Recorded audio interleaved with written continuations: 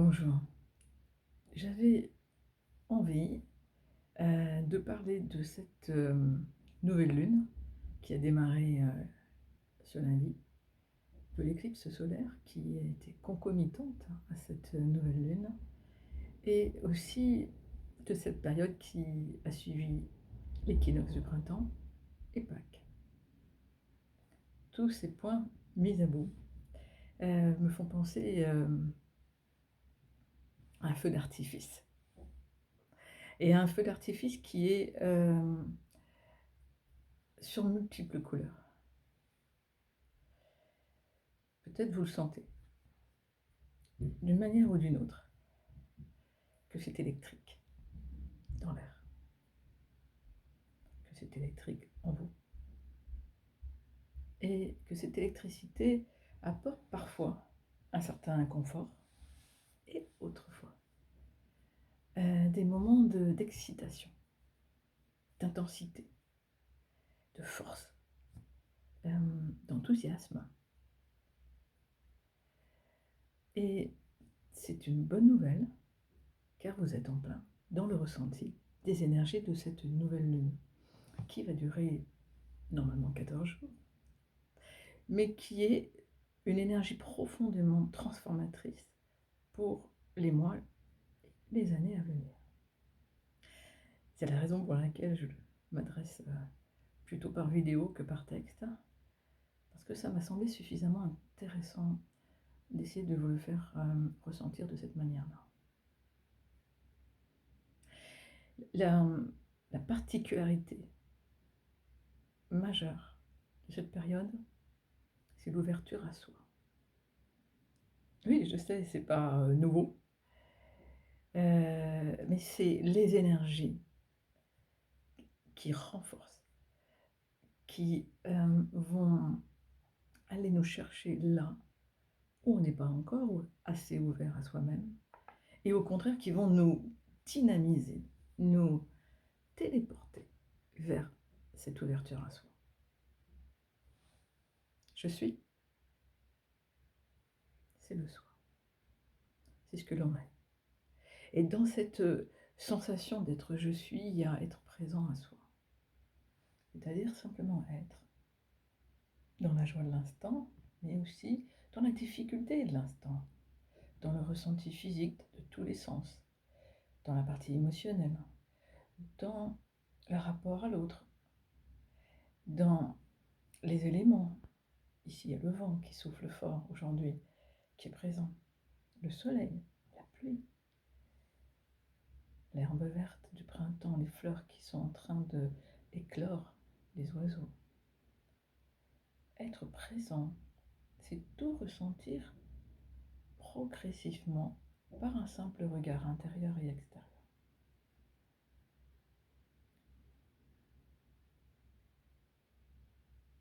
C'est ce regard qui est en train de s'amplifier en nous.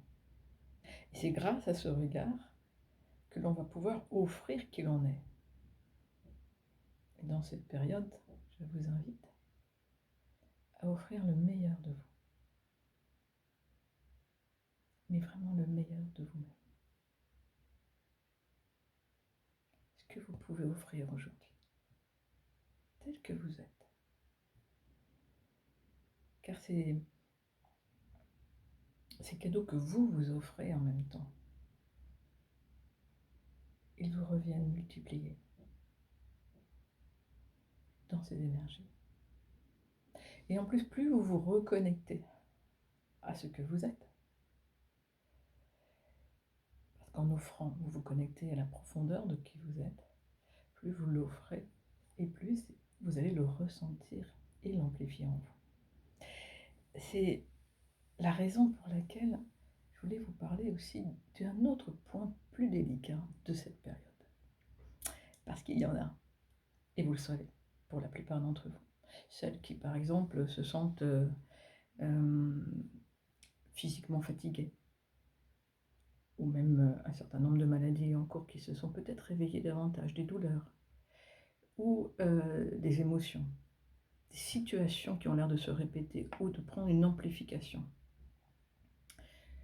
Ça, c'est à la fois un signe et un moment de transformation majeure pour nous tous, moi y compris, pour pouvoir traverser cette nouvelle lune beaucoup plus légère après, très transformatrice au niveau de l'être, dans sa reliance à soi et dans le fait d'accueillir ces transformations.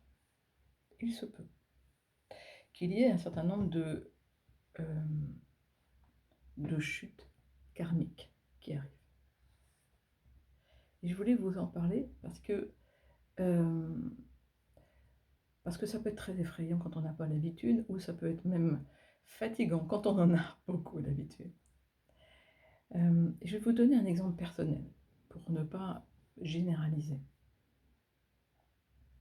Depuis plusieurs jours, j'ai eu énormément de tristesse. Une tristesse infinie. Dans le cœur, dans la gorge, dans le plexus, des nuits très courtes et des moments où tout semblait plus possible d'être accepté. Alors bien sûr, je suis allée vivre des méditations, je suis allée utiliser mon lit de cristal relié à la casa qui m'a énormément aidée, et je suis allée dans la nature. J'ai été aidée par tous les aides de la nature, notamment pour rééquilibrer le masculin et le féminin, recentrer. Mais à chaque fois, des larmes, des larmes, des larmes, des larmes, une tristesse sans fond. Et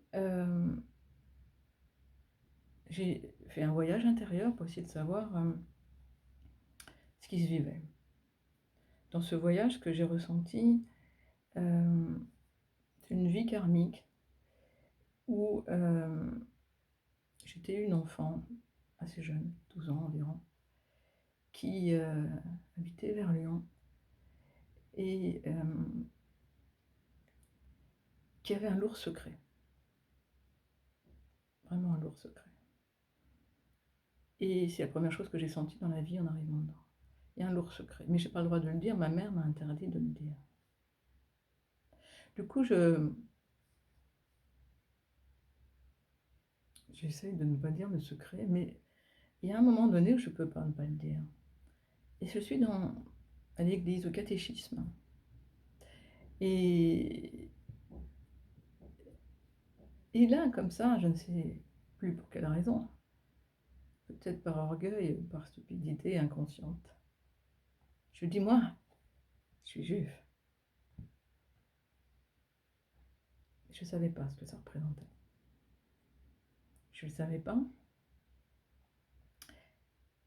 parce que mes parents m'avaient juste dit, tu ne dis à personne qu'on est juif, sans m'expliquer ce que c'était être juif,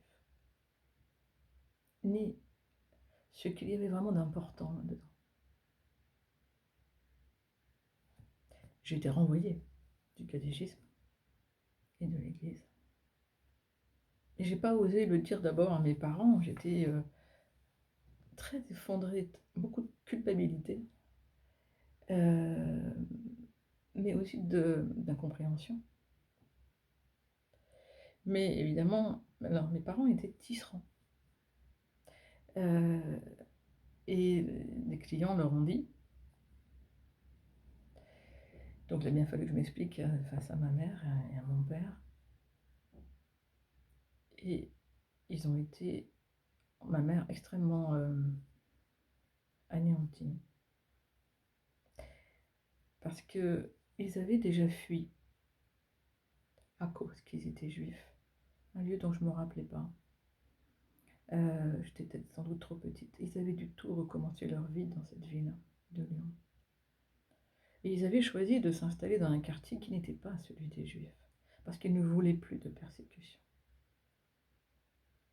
Ils avaient choisi un endroit dont la normalité était d'être chrétien. Mais ils avaient gardé en eux l'idée qu'ils étaient juifs, sans vraiment pratiquer. Mon père, lui, il s'est mis dans un mutisme terrible. Et donc la boutique a été caillassée, il y a eu des menaces.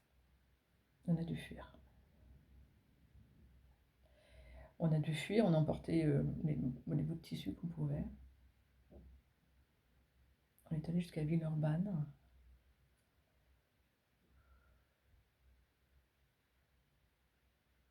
Et là, ma mère est décédée quelque temps après, d'épuisement, de fatigue.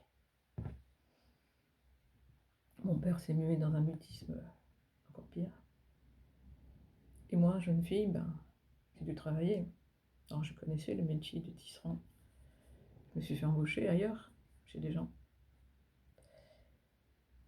J'étais très triste de cette vie. Je suis tombée malade, moi aussi. J'ai eu les poumons. Et puis, même assez seule, hein, il y avait une seule collègue on va dire, de travail qui venait de temps en temps m'alimenter.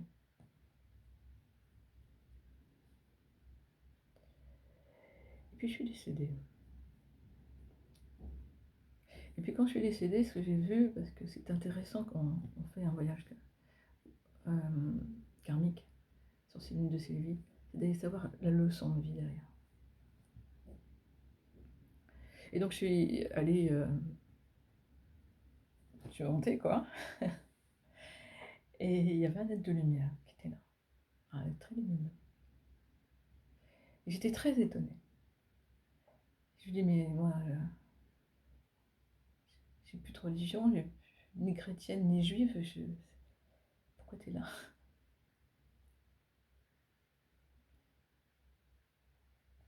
Mais parce que nous, on n'a aucun jugement. Tu es la bienvenue. Et il m'a emmenée. Il m'a emmenée, ce qui m'a vraiment réconfortée. On est arrivé dans un espace qui était, qui ressemblait à un confessionnal, mais un confessionnal un peu plus paisible hein, quand même. Et il y avait plusieurs personnes devant moi, donc des êtres de lumière, avec qui il s'agissait de faire un point sur la vie que je venais de vivre, pour en tirer justement un peu les leçons. Et ce que j'ai compris, c'est que j'avais pas du tout géré ma vie. Je l'avais suivi.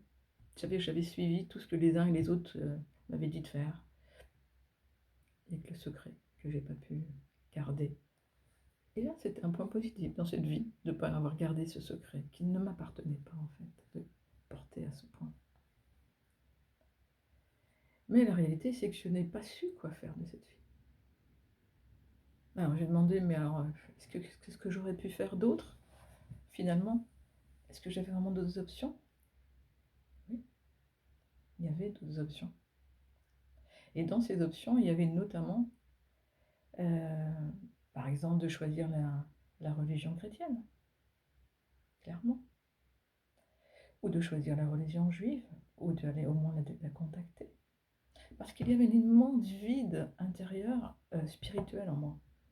Parce que quand j'étais à l'église, au catéchisme, j'étais très très bien.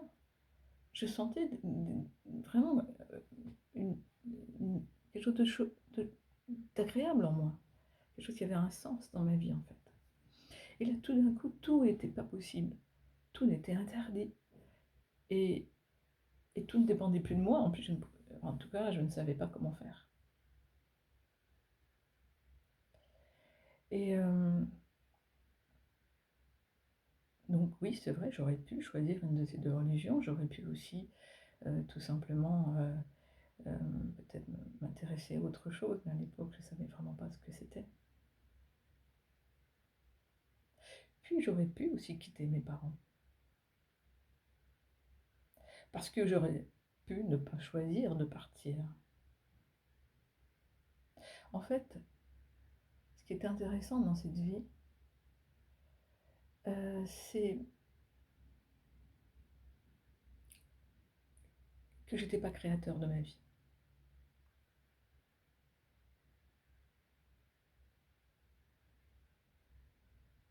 Clairement, c'était ça. Et c'était un enseignement, une expérience de vie pour me montrer. Et je vous parle de ça pourquoi? Parce que pendant cette période où j'allais mal, où je pleurais beaucoup, cette vie n'est qu'une parmi d'autres. Parce que c'était un schéma karmique beaucoup plus profond que j'ai pu libérer grâce à une amie que j'ai contactée pour me faire un soin. Parce que j'étais trop fatiguée pour le gérer toute seule. Et je vous conseille d'ailleurs de vous faire aider quand c'est utile. Et ce qui était intéressant dans le soin que j'ai eu, que j'ai vraiment vécu physiquement avec beaucoup d'émotions, c'est que beaucoup de choses dans ma vie présente et dans mes vies passées, où je n'avais pas pu créer, où ma création n'avait pas été accueillie, où je n'avais plus de contrôle sur ce qui se vivait au niveau de la création. Alors, l'exemple le plus frappant, et c'était certainement ce qui me faisait pleurer dans cette vie le plus, c'était la perte de ma fille à sa naissance, qui est un projet avorté.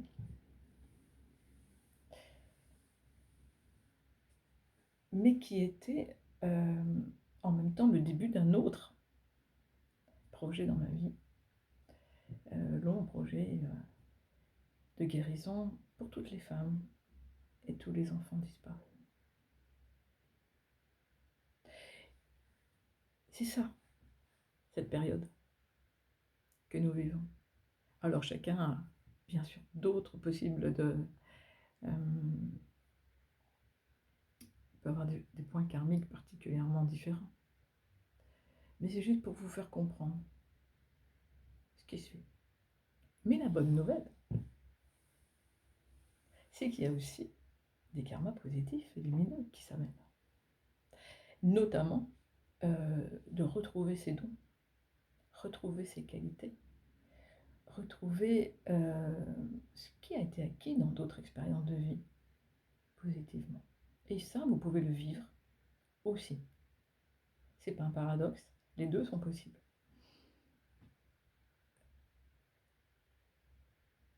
C'est une période où on va être amené d'une manière absolument claire à s'engager, à se lancer, à identifier les priorités, à discerner ce qui est juste pour nous. Et donc la présence à soi est importante. Et en même temps, à agir par étapes, pour ne pas aller trop vite. Donc agir, s'engager, mais comme avec un deuxième regard sur ce qu'on fait, pour être bien sûr. Et aussi, parce que tout se fait pas en une seule fois, ça va durer. C'est une immense période de renaissance. Symbole du phénix. Symbole de la vie du printemps.